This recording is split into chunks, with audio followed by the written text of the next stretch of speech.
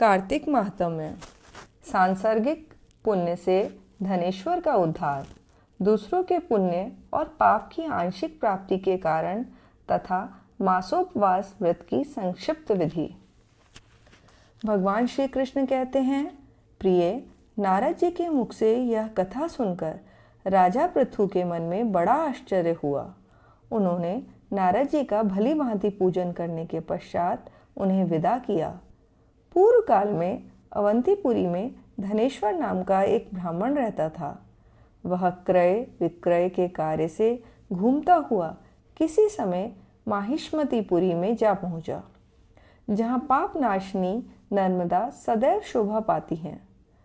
वहां कार्तिक का व्रत करने वाले बहुत से मनुष्य अनेक गांवों से स्नान करने के लिए आए हुए थे। धनेश्वर ने उन सबको देखा और अपना सामान बेचता हुआ वह 1 मास तक वहीं रहा। वह प्रतिदिन नर्मदा के किनारे घूम घूम कर स्नान, जप और देवार्चन में लगे हुए ब्राह्मणों को देखता और वैष्णवों के मुख से भगवान विष्णु के नामों का कीर्तन सुनता था। इस प्रकार नर्मदा तट पर रहते हुए उसको जब 1 मास बीत गया, तब एक दिन अकस्मात उसे किसी काले सांप ने डस लिया। इससे विह्वल होकर वह भूमि पर गिर पड़ा। यमदूत उसे बांधकर ले गए और कुंभी पाक में डाल दिया।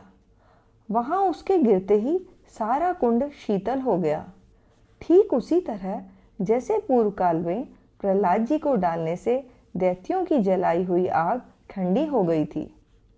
तदनंतर यमराज इस विषय में पूछताछ करने लगे। इतने में ही वहां नारद जी आए और इस प्रकार बोले, सूर्य नंदन, यह नरकों का उपभोग करने योग्य नहीं है। जो मनुष्य पुण्य कर्म करने वालों लोगों का दर्शन, स्पर्श और उनके साथ वार्तालाप करता है, वह उनके पुण्य का 6वां अंश प्राप्त कर लेता है। यह धनेश्वर तो 1 मास तक श्री हरि के कार्तिक व्रत का अनुष्ठान करने वाले असंख्य मनुष्यों के संपर्क में रहा, अतः यह उन सबके पुण्यांश का भागी हुआ है। इसको अनिच्छा से पुण्य प्राप्त हुआ है, इसलिए यह यक्ष की योनि में रहे और पाप भोग के रूप में सब नरकों का दर्शन मात्र करके ही यम यातना से मुक्त हो जाए। प्रिय, यो कहकर देवर्षि नारद चले गए।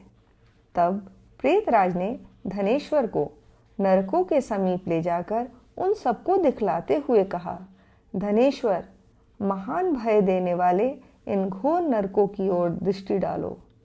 इनमें पापी पुरुष सदा दूतों द्वारा पकाए जाते हैं। इन नरकों के पृथक पृथक 84 भेद हैं। तुम्हें कार्तिक व्रत करने वाले पुरुषों का संसर्ग प्राप्त हुआ था। उससे पुण्य की वृद्धि हो जाने के कारण ये सभी नरक तुम्हारे लिए निश्चय ही नष्ट हो गए हैं। इस प्रकार धनेश्वर को नरकों का दर्शन कराकर प्रेतराज उसे यक्षलोक में ले गए। वहां जाकर वह यक्ष हुआ। वहीं कुबेर के अनुचर धन यक्ष के नाम से प्रसिद्ध हुआ। सूत जी कहते हैं, इस प्रकार अपनी अत्यंत प्रिय सत्यभामा को यह कथा सुनाकर भगवान श्री कृष्ण संध्योपासना करने के लिए अपनी माता के घर में गए। ब्रह्मा जी कहते हैं, नारद, यदि कार्तिक व्रत करने के लिए अपने में सामर्थ्य ना हो तो अन्य उपाय से भी इसका फल प्राप्त हो सकता है। ब्राह्मण को धन देकर कार्तिक व्रत के उत्तम फल को ग्रहण करें। शिष्य से, भृत्य वर्ग से, स्त्रियों से अथवा अपने किसी विश्वास पात्र मनुष्य से भी व्रत का पालन करावें। ऐसा करने से भी मनुष्य फल का भागी होता है। नारद जी ने पूछा, पितामह, यह कार्तिक व्रत थोड़े परिश्रम द्वारा साध्य होने वाला और महान फल देने वाला है, तो भी मनुष्य इसे क्यों नहीं करते हैं? ब्रह्मा जी ने कहा, काम, क्रोध और लोभ के वशीभूत होने वाले मनुष्य व्रत आदि धर्म कृत्य नहीं कर पाते। जो इनसे मुक्त हैं वे ही धर्म कार्य करते हैं। इस पृथ्वी पर श्रद्धा और मेधा, ये 2 वस्तुएं ऐसी हैं जो काम, क्रोध आदि का विनाश करने वाली हैं। इनसे व्याप्त मनुष्य भगवान विष्णु का श्रवण, कीर्तन आदि करता है, पर जिसकी बुद्धि खोटी है वह यह सब नहीं करता। इसी से वह अंधकारपूर्ण नरक में गिरता है। पढ़ाने से, यज्ञ कराने से और एक पंक्ति में बैठकर भोजन करने से मनुष्य दूसरों के किए हुए पुण्य और पाप का चौथाई भाग प्राप्त कर लेता है। एक आसन पर बैठने, एक सवारी पर यात्रा करने तथा श्वास से शरीर का स्पर्श होने से मनुष्य निश्चय ही पुण्य और पाप के छठे अंश का फलभागी होता है। दूसरे के स्पर्श से, भाषण से तथा उसकी प्रशंसा करने से भी मानव सदा उसके पुण्य और पाप के 10वें अंश को पाता है। दर्शन और श्रवण से अथवा मन के द्वारा उसका चिंतन करने से वह दूसरे के पुण्य और पाप का शतांश प्राप्त करता है।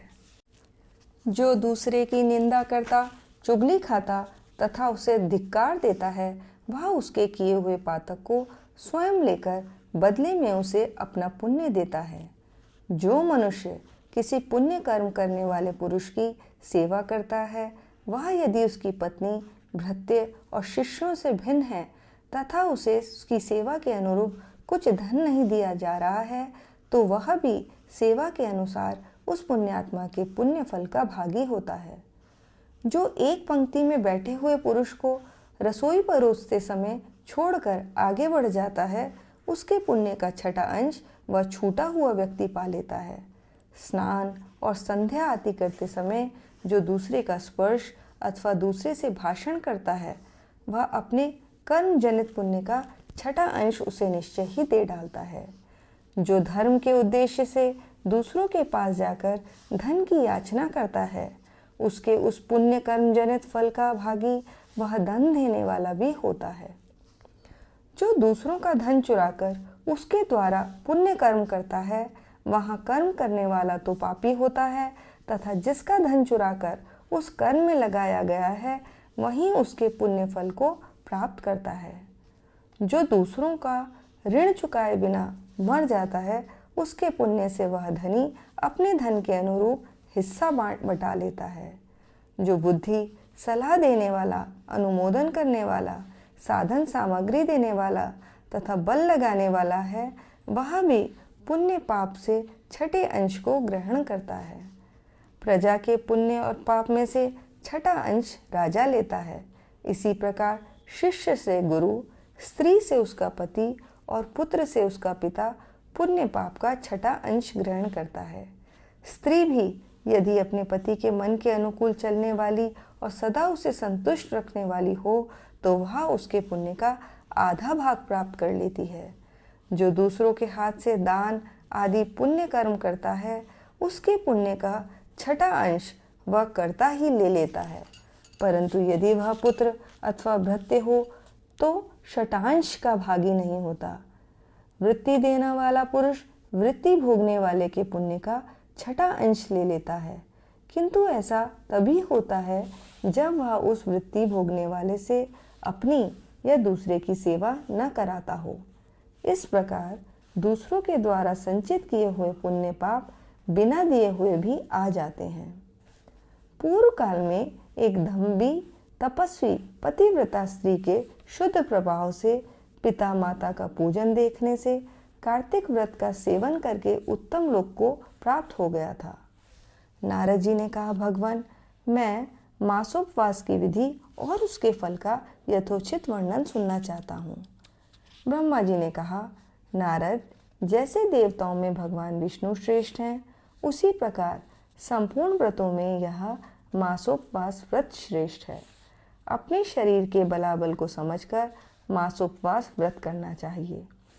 अश्विन के शुक्ल पक्ष की एकादशी को उपवास करके 30 दिनों के लिए इस व्रत को ग्रहण करना चाहिए और उतने दिनों तक भगवान के मंदिर में जाकर तीनों समय भक्ति पूर्वक नैवेद्य, धूप, दीप तथा नाना प्रकार के पुष्पों से मन, वाणी और क्रिया द्वारा भगवान गरुड़ ध्वज की पूजा करनी चाहिए। स्वधर्म परायण मनुष्य और अपनी इंद्रियों को वश में रखने वाली सौभाग्यवती अथवा विधवा स्त्री भगवान वासुदेव की पूजा करे। दूसरे का अन्न ग्रहण न करें, परंतु स्वयं दूसरों को अन्न दे। व्रतस्थ पुरुष शरीर में उपटन लगाना, मस्तक में तेल मलना, पान खाना और चंदन आदि का लेप करना छोड़ दे। इसके सिवा अन्य निषिद्ध वस्तुओं का भी त्याग करे। व्रत का पालन करने वाला मनुष्य विपरीत कर्म में लगे रहने वाले किसी मनुष्य का ना तो स्पर्श करे और ना उससे वार्तालाप ही करे। गृहस्थ भी देव मंदिर में रहकर व्रत का आचरण करे। यथोक्त विधि से मासोपवास व्रत पूरा करके द्वादशी में परम पवित्र भगवान विष्णु का पूजन करें। दक्षिणा दें। मासोपवास के अंत में 13 ब्राह्मणों का वरण करके वैष्णव यज्ञ करावें। तत्पश्चात ब्राह्मणों को भोजन कराएं और उन्हें तांबूल सहित 2-2 वस्त्र देकर पूजन पूर्वक विदा करें। इस प्रकार मासोपवास की विधि बताई गई। इति हरि ओम तत्सत, हरि ओम तत्सत, हरि ओम तत्सत।